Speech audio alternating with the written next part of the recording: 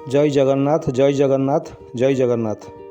बुद्धं शरणं गच्छामि, धर्म शरणं गच्छामि, संघं शरणं गच्छामि। श्रोता बंधु, आज विकसित मानववाद भाग 8 रे आमे शुणिबा दृढ़ता और करुणा प्रसंग। सकागाकाई बुद्धिस्ट ऑर्गेनाइजेशन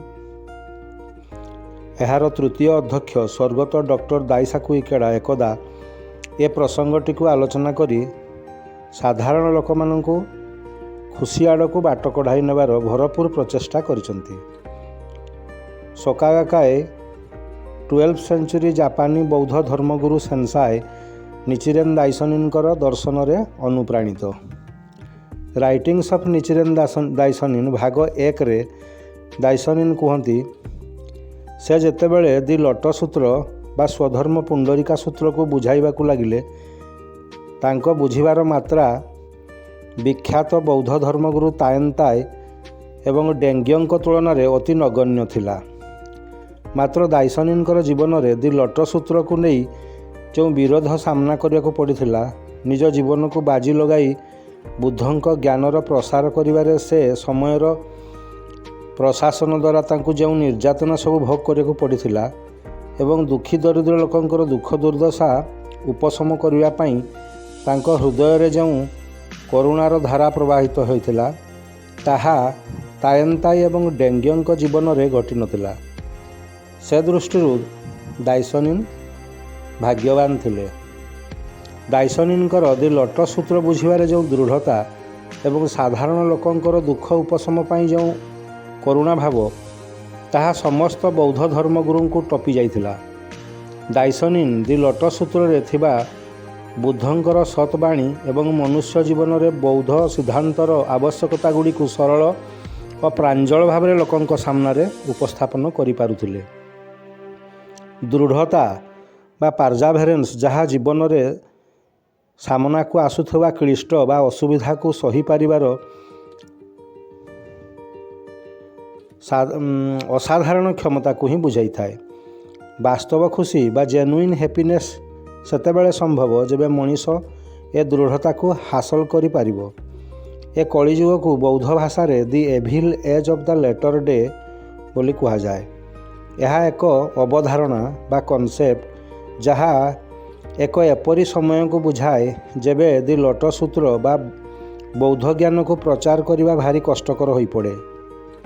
निचिरेन दाइसनिन कहती दि लेटर डे रे मनीष मानकर चिंताधारा और कर्मधारा सबू लोभ क्रोध एवं निर्बोधता इत्यादि नकारात्मक आवेग मानक द्वारा प्रेरित होता है। ग्रीड एंगार एवं फुलिशनेस द्वारा समस्ते आक्रांत होती। यह मनीष को दुख प्रदान करिथाए। एथिरु ए पृथ्वीवासी को उद्धार करने को हेले दि लट सूत्र बा स्वधर्म पुंडरीका सूत्रर बहुल प्रचार प्रसार दरकार। अन्य बौद्ध अवधारणा जेपरी गुरु शिष्य परंपरा बा the bond of mentor and disciple ता छड़ा हार्मोनियस कम्युनिटी ऑफ प्रैक्टिशनर बा एक बौद्ध अभ्यासकर्ता मानकर सामंजस्यपूर्ण समुदाय सृष्टि करने नितांत जरूरी मन हुए। कारण ए जुगर दुर्भाग्य बा विपद बा विपथगामी मनुष्य समाज को ठीक रास्ता बा सुख समृद्धिर रास्तार बा रास्ता को देखाइबारे एपरी बौद्ध संगठनर भूमिका गुरुत्वपूर्ण मन हुए। सकागाकाई सेहीपरि एक संगठन सारा पृथ्वी रे 192 देश रे ए संगठनर 8.27 मिलियन सभ्य आज निचिरेन दाइसनिनकर सही दृढ़ता और करुणार वार्ता प्रचार करुचंती। सभ्य माने सेमानंकर निज जीवन रे बुद्धंकर उद्देश्य को बुझी सही दिव्य ज्ञान को धारण करी प्रथमे निज को बदलाई पारचंती। जीवनर चरम सत्य दि मिस्टिक लॉ को बुझी जीवन रे गुणात्मक विकास करुचंती, जहाँ को आमे ह्यूमन रिवोल्यूशन बोली जानू।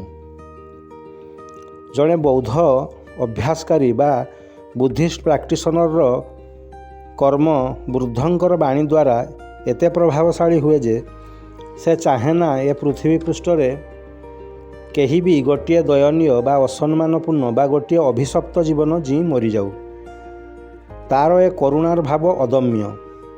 ଏହା ତାର କର୍ମକୁ ବୌଦ୍ଧ ଜ୍ଞାନରେ ଶାଣିତ କରି ଏ ଅସତ୍ୟର କଳିଯୁଗ ବା ଲେଟର ଡେ ଅଫ୍ ଦି ଲର ଅନ୍ଧକାର ସମୟରୁ ମଣିଷକୁ ଉଦ୍ଧାର ପୂର୍ବକ ଏକ ଦିବ୍ୟ ଲକ୍ଷ୍ୟର ମାର୍ଗରେ ପ୍ରବେଶ କରାଇବାରେ ସଫଳ ହୋଇଥାଏ। ସେଥିପାଇଁ ନିଚିରେନ ଦାଇସନିନ୍ କୁହନ୍ତି, compassion is the driving force behind perseverance. ଅର୍ଥାତ୍ କରୁଣା ହିଁ ଦୃଢ଼ତା ପଛରେ ଥିବା ପ୍ରେରଣାଦାୟୀ ଶକ୍ତି ଅଟେ। While perseverance is proof of deep compassion. ଅର୍ଥାତ୍ ଦୃଢ଼ତା ହିଁ ଗଭୀର କରୁଣା ଭାବର ପ୍ରମାଣ ଅଟେ। ନିଚିରେନ ବୁଦ୍ଧିଜିମ୍ରେ ବିସ୍ତୃତ ଭାବରେ ବୁଝାଇ ଦିଆଯାଇଛି କିପରି ଜଣେ ମଣିଷର ଜୀବନ ସଂଘର୍ଷରେ ଡେଭିଲିସ୍ ନେଚର ବା ଦୁଷ୍ଟ ସ୍ୱଭାବ ବା ଆସୁରିକ ପ୍ରବୃତ୍ତି ଏବଂ ବୁଦ୍ଧ ନେଚର ବା ବୌଦ୍ଧ ପ୍ରକୃତି ବା ବୌଦ୍ଧ ସ୍ୱଭାବର ଗୁରୁତ୍ୱପୂର୍ଣ୍ଣ ଭୂମିକା ରହିଅଛି। ବୁଦ୍ଧ ପ୍ରକୃତିର ଅର୍ଥ ପ୍ରତ୍ୟେକ ପ୍ରାଣୀ ଭିତରେ ମହଜୁଦ ଥିବା ଜ୍ଞାନ ବା ସ୍ୱାଧୀନତାର କ୍ଷମତାକୁ ସ୍ୱୀକାର କରିବା। ଏ ବୁଦ୍ଧ ପ୍ରକୃତି ଏକ ମୂଳ ସିଦ୍ଧାନ୍ତ ଯାହା ମଣିଷ ଓ ସମସ୍ତ ପ୍ରାଣୀ ଭିତରେ ଭଲ ଭାବ, ଜ୍ଞାନ, କରୁଣା ଇତ୍ୟାଦି ଦିବ୍ୟ ଗୁଣର ମାନ୍ୟତା ଦେଇଥାଏ। କିନ୍ତୁ ଏହା ଠିକ୍ ବାଦଲ ପଛରେ ଲୁଚି ରହିଥିବା ସୂର୍ଯ୍ୟ ଭଳି। ଅଜ୍ଞାନତା ରୂପକ କଳା ବାଦଲ ବା ଡେଭିଲିସ୍ ନେଚର ଆମ ଭିତରେ ଥିବା ଦିବ୍ୟ ବୁଦ୍ଧ ପ୍ରକୃତି ବା ବୁଦ୍ଧ ନେଚରକୁ ଲୁଚାଇ ଦେଇଥାଏ। ତେଣୁ ମଣିଷ ଏ ଅଜ୍ଞାନତା ରୂପକ ଅନ୍ଧକାରକୁ ଧ୍ୟାନ ଦ୍ୱାରା ଲଗାଇ ବୌଦ୍ଧ ସିଦ୍ଧାନ୍ତ ଗୁଡ଼ିକର ଅଭ୍ୟାସ ଦ୍ୱାରା ଯଦି ଲଗାତାର ପ୍ରୟାସ କରେ ତେବେ ବୁଦ୍ଧ ପ୍ରକୃତିକୁ ସେ ଉଜ୍ଜୀବିତ କରିପାରିବ। Buddhism is about winning. ତାର ପ୍ରମାଣ ନିଜେ ନିଚିରେନ ଦାଇସନିନ୍ ତାଙ୍କ ଜୀବନ କାଳରେ ପ୍ରମାଣିତ କରିପାରିଛନ୍ତି। 4ଟି ମୁଖ୍ୟ ବିପଦ ଯାହା ତାଙ୍କ ମୃତ୍ୟୁ ପାଇଁ ଯଥେଷ୍ଟ ଥିଲା ତାର ମୁକାବିଲା ସେ ସଫଳତାର ସହ କରିପାରିଥିଲେ। ଯଥା 1260ରେ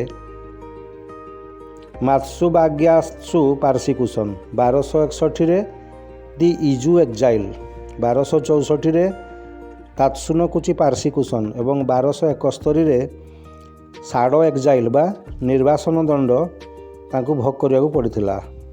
ଏସବୁ ଥିଲା ଡେଭିଲିସ୍ ଫାଙ୍କସନ୍ ବା ଦୁଷ୍ଟ ପ୍ରକୃତିର ଖେଳ। ତତ୍କାଳୀନ ରାଜା, ସାମନ୍ତ ଏବଂ ଦୁଷ୍ଟ ଧର୍ମଗୁରୁମାନଙ୍କର କୂଟ ଚକ୍ରାନ୍ତ। ସମସ୍ତେ ଯେ ବୁଦ୍ଧ ଏ ସିଦ୍ଧାନ୍ତ ସେମାନଙ୍କର ନିଦ ହଜାଇ ଦେଇଥିଲା। ସମସ୍ତେ ସମାନ ହେଲେ ସେମାନଙ୍କର ପ୍ରତିଷ୍ଠା ଏବଂ ସମ୍ମାନର ମୂଳୋତ୍ପାଟନ ହେବାର ଭୟ ତାଙ୍କୁ ଘାରିଥିଲା। ନିଚିରେନ ଦାଇସନିନ୍ଙ୍କୁ ରାସ୍ତାରୁ ହଟାଇବାର ଚକ୍ରାନ୍ତ ଚାଲିଲା, ମାତ୍ର ସେମାନଙ୍କୁ ଜଣାନଥିଲା ଯେ ସତ୍ୟର ମୃତ୍ୟୁ ନାହିଁ। ବୁଦ୍ଧିଜିମ୍ର ସିଦ୍ଧାନ୍ତ 100% ସତ୍ୟ ଉପରେ ଆଧାରିତ। ତେଣୁ ପ୍ରତ୍ୟେକ କ୍ଷେତ୍ରରେ ଦାଇସନିନ୍ଙ୍କର ବିଜୟ ବାନା ଉଡ଼ିଥିଲା, ଯାହାର ଫଳସ୍ୱରୂପ ଆଜି ସକାକାଇ ରୂପରେ ସତ୍ୟ ଆମ ସାମନାରେ ଛିଡ଼ା ହୋଇଛି। ଏହା ହିଁ ବୁଦ୍ଧିଜିମ୍ ଏବାଉଟ୍ ୱିନିଂର ସବୁଠାରୁ ବଡ଼ ପ୍ରମାଣ। ଯଦି ଜ୍ଞାନ କଥା କହିବା ତେବେ ବୁଦ୍ଧିଜିମ୍ ସବୁଠାରୁ ଆଗ ଧାଡ଼ିରେ ରହିବ। ଏହା କହେ ଯେ ମନୁଷ୍ୟ ଜାତିର ଭାଗ୍ୟ ପରିବର୍ତ୍ତନ ସେତେବେଳେ ସମ୍ଭବ ଯେବେ ସଂଘର୍ଷ ପ୍ରତ୍ୟେକ ମନୁଷ୍ୟର ଜୀବନ ସ୍ତରରେ ଘଟିବ ଏବଂ ସେ ସଂଘର୍ଷରେ ସେ ଉତ୍ତୀର୍ଣ୍ଣ ହେବ। ବ୍ୟକ୍ତିଗତ ସ୍ତରରୁ ପାରିବାରିକ ସ୍ତର, ତାପରେ ଗୋଷ୍ଠୀଗତ ସଫଳତା ଏବଂ ସର୍ବୋପରି ସମାଜର ସଫଳତାର ମୂଳମନ୍ତ୍ର ବୌଦ୍ଧ ଅଭ୍ୟାସ ବା ବୁଦ୍ଧିଷ୍ଟ ପ୍ରାକ୍ଟିସରେ ରହିଅଛି। ପ୍ରାକ୍ଟିସ୍ ଫର୍ ସେଲ୍ଫ ଏବଂ ପ୍ରାକ୍ଟିସ୍ ଫର୍ ଆଦର୍ସ ମଧ୍ୟ ବୁଦ୍ଧିଜିମ୍ର ଏକ ମୂଳ ସିଦ୍ଧାନ୍ତ। ପ୍ରାକ୍ଟିସ୍ ଫର୍ ଆଦର୍ସରେ ଆମେ ଆମ ସାଙ୍ଗସାଥି, ଚିହ୍ନା ପରିଚିତ ଲୋକଙ୍କ ପାଇଁ ଉତ୍ସର୍ଗ କରୁ ଆମର ସମୟ, ଆମର ପ୍ରୟାସ ଏବଂ ବାର୍ତ୍ତାଳାପ। ଏଥିରେ ବୌଦ୍ଧ ସିଦ୍ଧାନ୍ତ ଗୁଡ଼ିକ ଉପରେ ଆମର ଦୃଢ଼ତା ବା ପାର୍ଜାଭେରେନ୍ସ ଏବଂ ଆମର କରୁଣା ବା କମ୍ପେସନ୍ ଅନ୍ୟ ପ୍ରତି ମୁଖ୍ୟ ପ୍ରେରଣା ଯୋଗାଇଥାଏ। ଦି ଲୋଟସ୍ ସୂତ୍ର ବା ସ୍ୱଧର୍ମ ପୁଣ୍ଡରିକା ସୂତ୍ର ଦାବି କରେ ଯେ ଆମେ ସମସ୍ତେ ବୁଦ୍ଧହୁଡ୍ ବା ବୁଦ୍ଧତ୍ୱ ପ୍ରାପ୍ତି କରିପାରିବା। ବୁଦ୍ଧହୁଡ୍ ହିଁ ଖୁସିର ମାର୍ଗ ବା ହ୍ୟାପିନେସ୍। ଖୁସି ରହିବା ଆମ ସମସ୍ତଙ୍କର ଅଧିକାର। ଗୌତମ ବୁଦ୍ଧ ବଞ୍ଚିଥିଲା ବେଳେ ତାଙ୍କ ଜୀବନର ଲକ୍ଷ୍ୟ ଥିଲା କିପରି ସମସ୍ତ ମନୁଷ୍ୟମାନଙ୍କୁ ନିଜ ସହିତ ସମକକ୍ଷ କରି ଗଢ଼ି ତୋଳିବା। ଏହି ଲକ୍ଷ୍ୟ ନେଇ ଆଜିର ସକାକାଇର ସଭ୍ୟମାନେ ନିଜକୁ ଜଣେ ଜଣେ ବୋଧିସତ୍ତ୍ୱ ବୋଲି ଜ୍ଞାନ କରିଥାନ୍ତି। ବୁଦ୍ଧହୁଡ଼ ଆଡ଼କୁ କ୍ଷିପ୍ର ଗତିରେ ଧାଇଁ ଥାଏ। ବୋଧିସତ୍ତ୍ୱ ଏକ ଏପରି ମାନସିକତା ବା ଏପରି ମାନସିକ ଅବସ୍ଥା ଯାହା ବୁଦ୍ଧହୁଡ଼ ଆଡ଼କୁ କ୍ଷିପ୍ର ଗତିରେ ଗତି କରେ। ସମସ୍ତଙ୍କୁ ମୁକ୍ତି ପ୍ରଦାନର ଅଦମ୍ୟ ଇଚ୍ଛା ଏବଂ ପ୍ରୟାସରେ ଜୀବନ ତାଙ୍କର ପଦ୍ମଫୁଲ ସଦୃଶ ପଙ୍କରେ ଥାଇ ମଧ୍ୟ ସୁନ୍ଦର ଭାବରେ ଫୁଟି ଉଠେ। ସେଥିପାଇଁ ଏଭଳି ଜୀବନଶୈଳୀ ବା ଜୀବନ ସୂତ୍ରକୁ ଦି ଲୋଟସ୍ ସୂତ୍ର କୁହାଯାଇଛି। ମଣିଷର କର୍ମକ୍ଷେତ୍ର ତାର ପରିବାରରୁ ଆରମ୍ଭ ହୁଏ। ପରିବାରର ସଦସ୍ୟମାନଙ୍କ ମଧ୍ୟରେ ଭଲ ପାଇବା ଏବଂ କରୁଣା ଭରି ରହିଥାଏ। ଜାପାନିଜ୍ ଭାଷାରେ କରୁଣା ବା କମ୍ପେସନ୍ ଶବ୍ଦଟିକୁ ଜିହି କୁହନ୍ତି। ଜିର ଅର୍ଥ ଲୋକଙ୍କୁ ନିଜର ପିଲା ଭଳି ଭଲ ପାଇ ତାଙ୍କୁ ମାର୍ଗଦର୍ଶନ କରାଇବା। ହିର ଅର୍ଥ ଲୋକଙ୍କ ଦୁଃଖରେ ଦୁଃଖୀ ହେବା, ଲୋକଙ୍କର କଷ୍ଟକୁ ଅନୁଭବ କରିବା ସତେ ଯେମିତି ସେମାନେ ଆମର ନିଜର। ଏଭଳି ଏକ ଜିହି ଶବ୍ଦକୁ ସକାଗାକାଇ ସଭ୍ୟମାନେ ନିଜ ଜୀବନର ଏକ ସିଦ୍ଧାନ୍ତ ଭାବରେ ଗ୍ରହଣ କରନ୍ତି। ତାଙ୍କୁ ପ୍ରଥମେ ନିଜ ପରିବାର ମଧ୍ୟରେ କାର୍ଯ୍ୟକାରୀ କରନ୍ତି। ଘର ପରିବାରରେ ପିଲାମାନଙ୍କୁ ଭଲ ପାଇବା ଦେଇ ଆକଟ ମଧ୍ୟ କରାଯାଏ। ଫଳରେ ସେମାନେ ନିଜ ଭିତରେ ଏକ ଉତ୍ତମ ଚରିତ୍ର ଗଠନ କରିପାରନ୍ତି ଏବଂ ସେମାନଙ୍କର ଅନ୍ତରରେ ଉତ୍ତମ ଗୁଣ, ଭଲ ଗୁଣ ବା ବୁଦ୍ଧ ନେଚର ସମୃଦ୍ଧି ଘଟିଥାଏ। ଆଜିକାଲିକା ପରିବାର ମଧ୍ୟରେ ଥିବା ସେଲ୍ଫ ସେଣ୍ଟାର୍ଡନେସ୍ ତାଙ୍କଠାରୁ ଦୂରେଇ ଯାଏ। ତା ଛଡ଼ା ସକାଗାକାଇର କାର୍ଯ୍ୟକ୍ରମମାନଙ୍କରେ ଷ୍ଟୁଡେଣ୍ଟ ଡିଭିଜନ, ୟୁଥ୍ ଡିଭିଜନ ଏବଂ କପ୍ସ ଡିଭିଜନ ଭାବେ ସେମାନଙ୍କୁ ଗୋଟିଏ ବଡ଼ ପ୍ଲାଟଫର୍ମ ମିଳିଯାଏ ନିଜର ଅନ୍ତରରେ ସମୃଦ୍ଧି ଭରିବା ପାଇଁ। ଇନାର ରିଚନେସ୍ର ସମୃଦ୍ଧି ଘଟେ ସେମାନଙ୍କ ଜୀବନରେ। ପିଲାମାନେ ତାଙ୍କ ଭିତରେ ଲୁଚି ରହିଥିବା ପ୍ରତିଭାର ପୂର୍ଣ୍ଣ ବିକାଶ କରିପାରନ୍ତି ଏବଂ ଏହା ସମ୍ଭବପର ହୋଇଥାଏ ସକାଗାକାଇର କାର୍ଯ୍ୟକ୍ରମମାନଙ୍କରେ। ଏହାର ହଜାର ହଜାର ପ୍ରମାଣ ପ୍ରତ୍ୟେକ ମାସ ପ୍ରତ୍ୟେକ ସକାଗାକାଇ ଡିଷ୍ଟ୍ରିକ୍ଟମାନଙ୍କରେ ମାସକୁ ଥରେ ସଂଗଠିତ ହେଉଥିବା ଭିକ୍ଟ୍ରି ମିଟିଂମାନଙ୍କରେ ପ୍ରତିଫଳିତ ହୋଇଥାଏ। ସଭ୍ୟମାନେ ସାରା ମାସ ଭିତରେ କ'ଣ କ'ଣ ସଫଳତା ଅର୍ଜନ କଲେ ବୁଦ୍ଧିଷ୍ଟ ପ୍ରାକ୍ଟିସ୍ ଦ୍ୱାରା ତାର ବୟାନ ବା ଅନୁଭୂତି ଆକାରରେ ସେମାନେ ବୟାନ କରିଥାନ୍ତି। ଏହା ବା ଏକ୍ସପେରିଏନ୍ସ ସେୟାର କରିବା ଏକ ଫିଡ଼ବ୍ୟାକ୍ ପ୍ରକ୍ରିୟା। ଏଥିରେ ଉପସ୍ଥିତ ଅନ୍ୟ ସଭ୍ୟମାନେ ପ୍ରେରିତ ହୋଇଥାନ୍ତି ନିଜକୁ ବୋଧିସତ୍ତ୍ୱ ବା ବୁଦ୍ଧ ରୂପରେ ପ୍ରାପ୍ତ କରିବା ପାଇଁ। ତେଣୁ ଏପରି ଏକ ପାରିବାରିକ ମାହୋଲରେ ପରିବାରର ପିଲାମାନେ ନିଜକୁ ନିଜେ ସଜାଡ଼ି ନେବା ସହଜ ହୋଇଥାଏ। ସକାଗାକାଇ ପରିବାରର ପିଲାମାନେ 100% ସୁରକ୍ଷିତ ରୁହନ୍ତି। ବୁଦ୍ଧିଷ୍ଟ ପ୍ରାକ୍ଟିସ୍ ଦ୍ୱାରା ଆମେ ସମସ୍ତେ ଯେ କେବଳ ନିଜ ଜୀବନର ଦୁଃଖ ଯନ୍ତ୍ରଣାରୁ ମୁକ୍ତି ପାଉ ତା ନୁହେଁ, ତା ସହିତ ଲୋକଙ୍କୁ ଏକ ସହଜ ସରଳ ସତ୍ ମାର୍ଗରେ ଜୀବନକୁ ପ୍ରବାହମାନ କରାଇବାରେ ଆମେ ସାହାଯ୍ୟ କରୁ। ସେଥିପାଇଁ ସକାଗାକାଇର ତୃତୀୟ ଅଧ୍ୟକ୍ଷ ସ୍ୱର୍ଗତ ଡକ୍ଟର ଦାଇସାକୁ ଇକେଡା କୁହନ୍ତି, a change in a single individual can change the destiny of a nation. ଶ୍ରୋତାବନ୍ଧୁ, ବିକଶିତ ମାନବବାଦକୁ ଏକ ନୂଆ ରୂପ ଦେବାରେ ସକାଗାକାଇର ଭୂମିକା ଅତ୍ୟନ୍ତ ଗୁରୁତ୍ୱପୂର୍ଣ୍ଣ।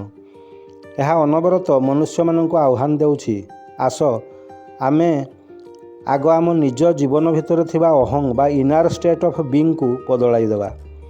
ତେବେ ଦେଖିବା ଆମ ଚାରିପଟ ମଧ୍ୟ ଆମ ଦ୍ୱାରା ବଦଳି ଯାଇଛି। ଏକ ସୁଖ ସମୃଦ୍ଧିର ଜୀବନ ଆମ ପାଖକୁ ଆସିଯାଇଛି। ଆପଣମାନେ ଧୈର୍ଯ୍ୟର ସହିତ ବିକଶିତ ମାନବବାଦ ଭାଗ 8ଟିକୁ ଶେଷ ପର୍ଯ୍ୟନ୍ତ ଶୁଣିଥିବାରୁ ଧନ୍ୟବାଦ। ଏକ ସ୍ୱରରେ କହିବା, ଜୟ ଜଗନ୍ନାଥ, ଜୟ ଜଗନ୍ନାଥ, ଜୟ ଜଗନ୍ନାଥ। ବୁଦ୍ଧଂ ଶରଣଂ ଗଚ୍ଛାମି, ଧର୍ମଂ ଶରଣଂ ଗଚ୍ଛାମି, ସଂଘଂ ଶରଣଂ ଗଚ୍ଛାମି।